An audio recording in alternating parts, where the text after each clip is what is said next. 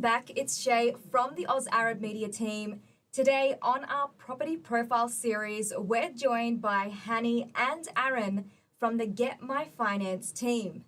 They're here to talk to us about all things concerning property, relationships, and money. Hani and Aaron, thank you so much for joining us today. Let's get straight into some of my questions, which I know our viewers would be very keen to hear. Hani, Aaron, what are some of the biggest challenges couples face when navigating the property market together? And how can they overcome them? Some of the biggest challenges our clients face when they're buying their first property is coming to a decision as to what to buy and how much to spend. So we open their eyes and we remind them, and we do ask questions of what is your 3-year, what is your 5-year, what is your 10-year plan. Those questions are designed to remind them that they're going to start a family as well. So to bear in mind what obstacles are to come in the future. Aaron? Yeah, I would go based off that as well. Some of the biggest challenges that I see with my clients, especially the younger generation, is, the decision they make today, how it's going to impact them in 5-10 years' time, especially when they're going to start a family. It's a very emotional decision, buying a property, and they factor everything in that's here today, but they need to factor in what's coming as well. It's good that you touched on emotion, and that would be my next question. In your experience, how do emotions play a role and affect financial decisions, especially when it comes to purchasing a property? Look, it plays a big part, especially when you're catering for a family or catering for a growing family. So you want them to feel secure and safe in the purchase that they're purchasing. And emotion plays a big part. Am I near my mother? Am I near my, sister?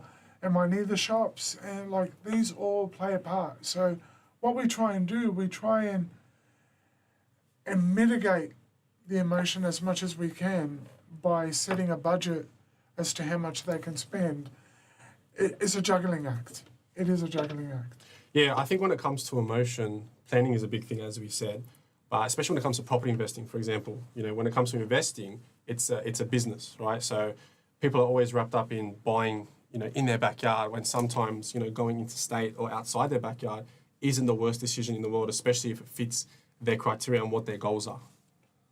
Interesting conversation, a tricky one as well. When you think about the dynamics in a relationship, my next question then, what are some key conversations or agreements that you would suggest for couples who are about to dive into the property market together? Okay, so we will have a discussion and work out what the wife's wish list is, and then we'll determine what the budget is, and we'll try and take it from there. Yeah, I think the conversations, as Hani said, it's interesting because even the conversations I'm having with clients, it's the couples, it's not just the man, as Hani said, it used to be, back in the past, the man used to dictate all the decision. Now it's a 50-50 almost. And I think it's important for couples to actually sit down and understand and come up with a plan together, and then as well as a plan with their broker when they speak to their broker as well, or accountant or financial advisor. And that's where you both come in. Correct, yeah. Everyone needs to be on the same page. Are they usually on the same page before they see you or at the time of the meeting? Well, it's a balancing act. Sometimes we are on the same page, sometimes we're not. And it's about handling the emotion and not taking it personal, and just being able to balance the conversation. I'd also say it's about managing expectations as well. So sometimes they're on the same page, but where they are and, their realistic goals or achievements, it's disproportional, basically. So we have to kind of almost have that conversation with them and sort of bring them to reality as well. Okay, how have you seen couples split costs when it comes to property purchases?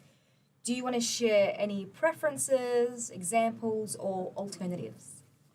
It is a funny question, because I have seen both ends of the spectrum where everyone's account is separate or accounts are joined. We will generally have the conversation directly with the husband and the wife, or partners if they are at that time, and we let them make that decision. how it's going to be joined or who's contributing what. As long as the funds are there, we're fine. Yeah, I'd go with that as well. I think it's a bit of a mixed bag. It depends on the couple, things like that. I find that the younger generation usually have separate accounts, whereas the older generation, especially those with families, will have joint accounts. However, when they do buy a property, they tend to have that account joint where the loan comes out of, but they tend to keep their personal accounts separate. Thank you, Aaron and Hani. Very interesting, food for thought. I'm going to get you off script here now. 3 quick questions, something that I've been wanting to hear from you. First question, what's the biggest mistake you've seen couples make when buying a property together? First mistake I think I've seen is buying that property next to your parents. Nice. The biggest mistake I've seen is probably not having, the goals aligned together and having different goals. Okay, renting or buying, in your opinion, which is better for a couple just starting out? Buying. Why? Because it's giving you that start. It's giving you that security, and it's just giving you something to work towards. Nice. I'd agree with Hani. I would say buying, unless you're using renting as a strategy to increase your property portfolio. Yeah, so different for the financial journey and obviously the aligned goals for couples. Okay, last question. What's your advice for couples, no BS, on how to balance love and money when buying property? I would say make sure that your goals are aligned. Make sure you understand each other and you understand what each person wants. And, that should get you the property that you're looking for. And now the no BS. And no BS. And no BS. Well, no BS from my end is basically, summing up what Hani said, is basically communication. Communication, and also not letting too much external noise. Like, yes, you want to speak to your parents and things like that, but not letting too much influence from the outside as well. Thank you, Hani and Aaron, for joining us today. For those watching on Oz Arab Media, please feel free to reach out to the team at Get My Finance, who would be happy to facilitate a conversation with you and your partner about how best to purchase property without getting tangled up in the conversations that they tend to see. It's fun. Hani and Aaron, thank you so much for joining us today. A very interesting conversation, food for thought, and clearly a very authentic way to talk about purchasing property in an often emotional time. I'm going to leave our viewers with Aaron and Hani, and they're going to tell you how to best contact them after the show. Over to you, Hani and Aaron.